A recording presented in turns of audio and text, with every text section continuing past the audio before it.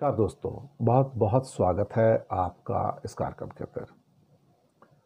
दोस्तों, आज बात करेंगे एक नया ऐसा मुद्दा जो एक किस्म से पंजाब के अंदर एक बार फिर से लोगों को आक्रोशित कर सकता है। इस बार मोदी सरकार ने एक नई चाल चली है। चंडीगढ़ को पंजाब से और ज्यादा दूर करने का एजेंडा अब लागू करने की बात हो रही है। चंडीगढ़ पहले से ही एक कॉन्टेंशियस इशू रहा है और पंजाब ने कभी भी चंडीगढ़ को त्यागने की बात नहीं कही। चंडीगढ़ को हमेशा अपना माना है। चंडीगढ़ हमेशा से एक बॉइलिंग पॉइंट रहा है, हरियाणा के बीच में, पंजाब के बीच में या केंद्र सरकार के बीच में भी।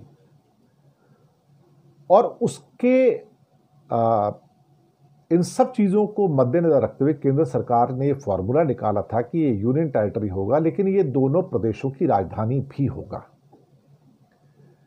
लेकिन पंजाब के अंदर अभी भी जो प्रशासन है, लोकल प्रशासन है, वो पंजाब के गवर्नर के अंडर चलता है। हालांकि चंडीगढ़ प्रशासन भी है वहां पर, हरियाणा का गवर्नर भी वहीं बैठता है। लेकिन अब ये बात मोदी सरकार को गवारा नहीं है। मोदी सरकार चाहती है कि चंडीगढ़ को पंजाब से दूर कर दिया जाए और जो भी पंजाब का उसके ऊपर अभी तक जो अधिकार है उससे उसको वंचित कर दिया जाए। अब इससे सियासी हलचल बढ़नी शुरू हो गई है। दरअसल पंजाब चूंकि मोदी सरकार के कब्जे में आता नहीं, बीजेपी वहां चुनाव जीतती नहीं, तो किस ढंग से पंजाब को और परेशान किया जाए, यह मुद्दा अब निकलकर सामने आ गया कि पंजाब को पनिश किया जाए।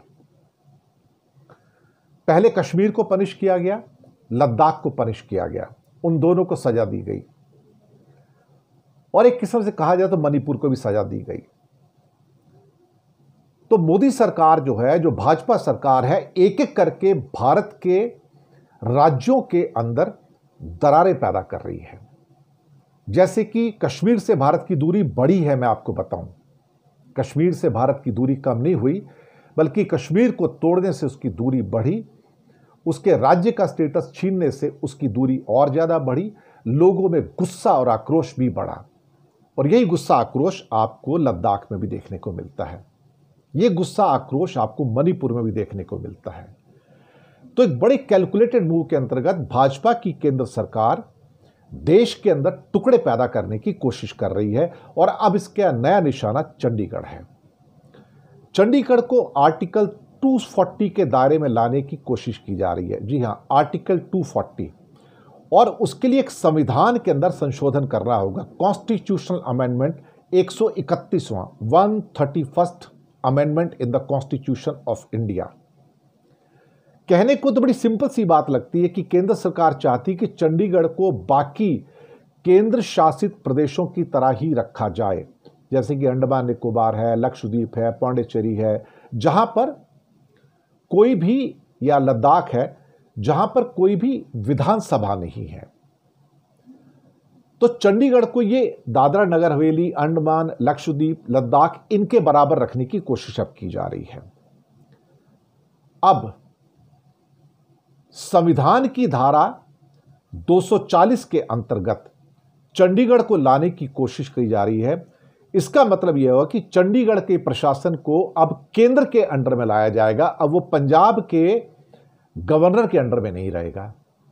ये चाल जो चली गई है, मुझे लगता है कि इससे पूरे पंजाब के अंदर एक किस्म से आक्रोश और रोष का होना स्वाभाविक है और ऑलरेडी वहां पर इसके खिलाफ छात्र आंदोलन शुरू होने जा रहे हैं और शुरू हुए हैं। विरोध होना शुरू हो गया है। सबको पता है कि पंजाब एक बॉइलिंग पॉइंट है और चंडीगढ़ इतना बड़ा बॉइलिंग पॉइंट है कि इसको लेके ना जाने कितनी मारा मारी हुई है इतिहास के अंदर। अब अभी विंटर सेशन के अंदर ये 131वां संशोधन, देश को कैसे तोड़ा जाता है इस भाजपा सरकार से सीखो साहब। देश को तोड़ने की हर कुटिल चाल चलेंगे। हर वो राज्य जो कि मोदी के अंडर में नहीं आता या मोदी के काबू में नहीं आता, कश्मीर हो या फिर पंजाब हो, इनको कैसे और इंफीरियर बनाकर, इनकी शक्तियां छीनकर इनको पंगु बना दिया जाए। लेकिन इस ढंग से यह भाजपा का प्रशासन केंद्र का इस देश की जड़ों में मट्ठा डाल रहा है, इस देश को कमजोर करना चाहता है। मकसद आपको बताने के लिए कहा जाएगा कि चंडीगढ़ के प्रशासन को आसान बनाना है और इसे बाकी केंद्र शासित प्रदेशों के बराबर रखना है। भाई, आप जो शांतिपूर्वक एक जगह है उसके अंदर आग क्यों लगाना चाहते हो? आप मणिपुर में आग लगा के आपको शांति नहीं हुई? कश्मीर में आग लगा के आपको शांति नहीं मिली? लद्दाख में आग लगा के आपको शांति नहीं मिली? अब आप चंडीगढ़ में भी आग लगाना चाहते हैं? यह बीजेपी है, भारत जलाओ पार्टी। यह भारत को जलाना चाहती है क्या?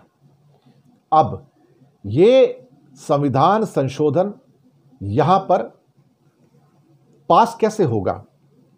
पास होने का मतलब है कि इसको नीतीश बाबू और नायडू का समर्थन मिलना जरूरी है। चंडीगढ़ में लेफ्टिनेंट गवर्नर की नियुक्ति के लिए बिल पेश किया जा रहा है। अभी वहां पे लेफ्टिनेंट गवर्नर नहीं है, वहां पर पंजाब का जो गवर्नर है उसका रूल चलता है। लेकिन जैसे कि दिल्ली में वो सक्सेना साहब बिठा के रखे हुए हैं जो अपने क्या कहते हैं कि हुक्म के गुलाम हैं, तो उनको एक लेफ्टिनेंट गवर्नर वैसा ही चाहिए जैसे उन्होंने कश्मीर में और लद्दाख में बिठा के रखा है, वैसे ही उनको यहां भी चाहिए। उनको पंजाब का गवर्नर यहां मंजूर नहीं कि पंजाब का रूल क्यों हो यहां पर। चंडीगढ़ अभी पंजाब और हरियाणा की संयुक्त राजधानी है। अभी मुसीबत सारी यह है कि चंडीगढ़ अभी सीधा तो केंद्र के नियंत्रण में है, लेकिन प्रशासन जो है पंजाब के राज्यपाल देखते हैं। अब ये जो टेढ़ी खीर है कि पंजाब का राज्यपाल क्यों देखेगा भैया इसको?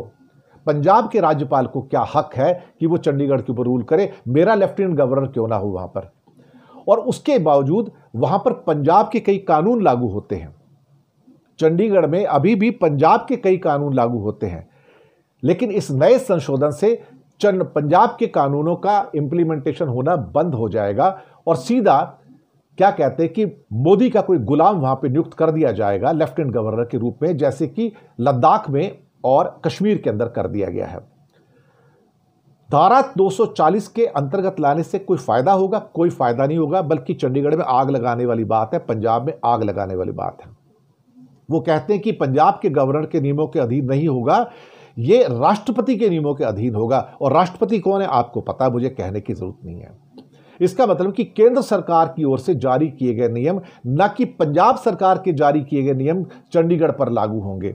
इससे केंद्र का चंडीगढ़ के मामलों पर नियंत्रण और ज्यादा मजबूत और कंट्रोल और बढ़ जाएगा।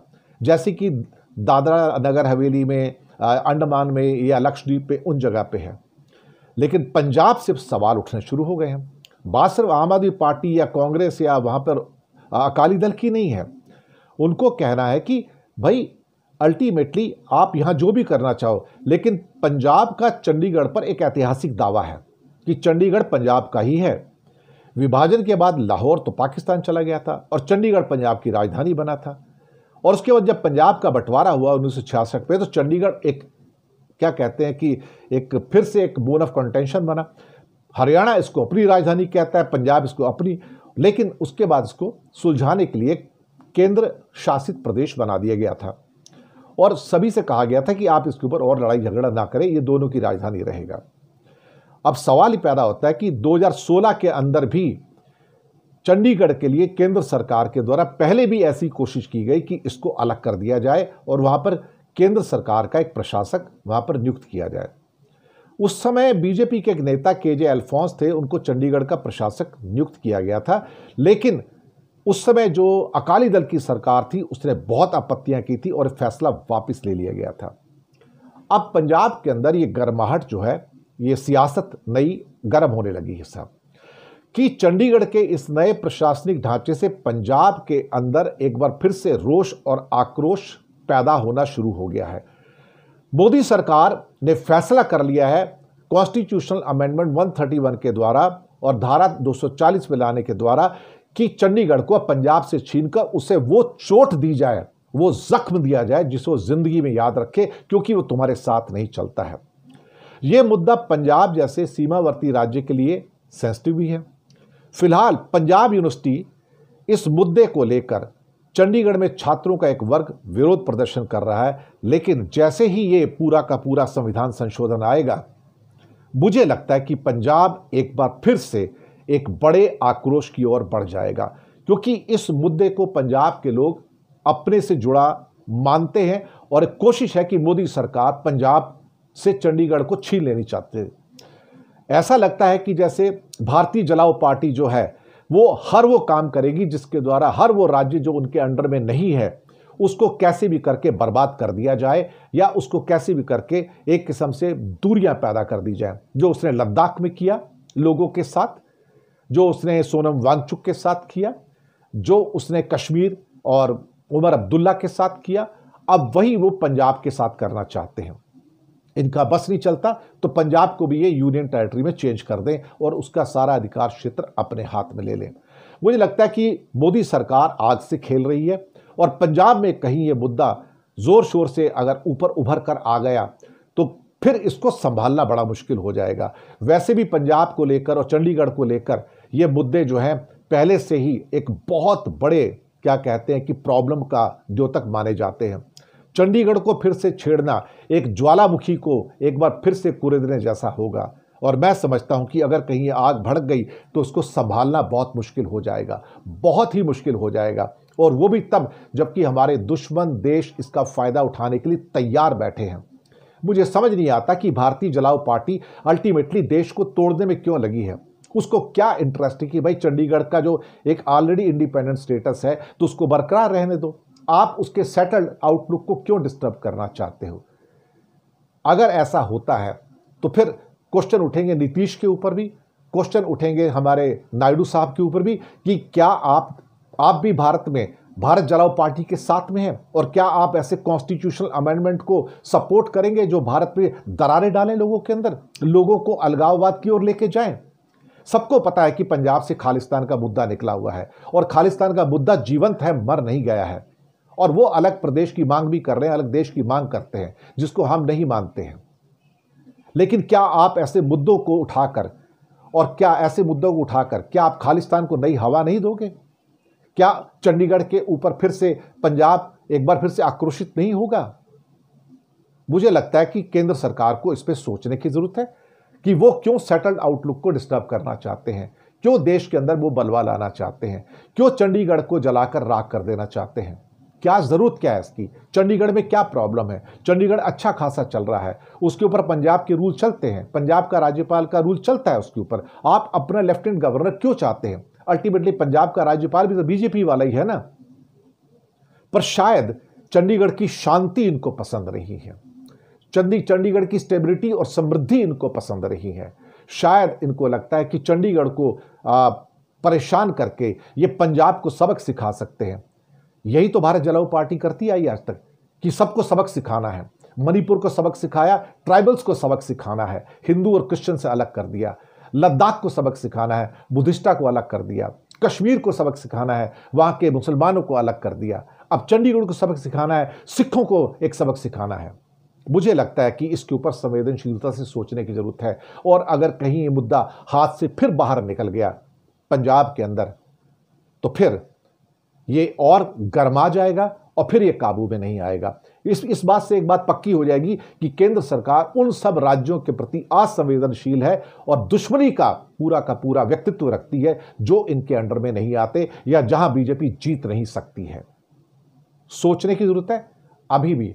अदरवाइज केंद्र सरकार ने अगर फैसला कर लिया है तो फिर नीतीश, नायडू और बाकी पार्टियां जो इस संविधान संशोधन को सपोर्ट करेंगी वो सोचे बैठकर कि आप भारत को क्यों जलाना चाहते हो, क्यों बैठे बैठाए आप क्यों आग लगाना चाहते हो। बहुत बहुत शुक्रिया। चैनल को सब्सक्राइब कीजिएगा। हो सके तो छोटी छोटी आर्थिक मदद कर सकते हैं। नीचे हमने आपके लिए यूपीआई नंबर और बैंक अकाउंट नंबर दोनों दिए हैं। किसी एक को चुनकर छोटी सी मदद करेंगे तो अच्छी पत्रकारिता को आगे बढ़ाने में आप हमारे सहयोगी भी बनेंगे। धन्यवाद आप सबका।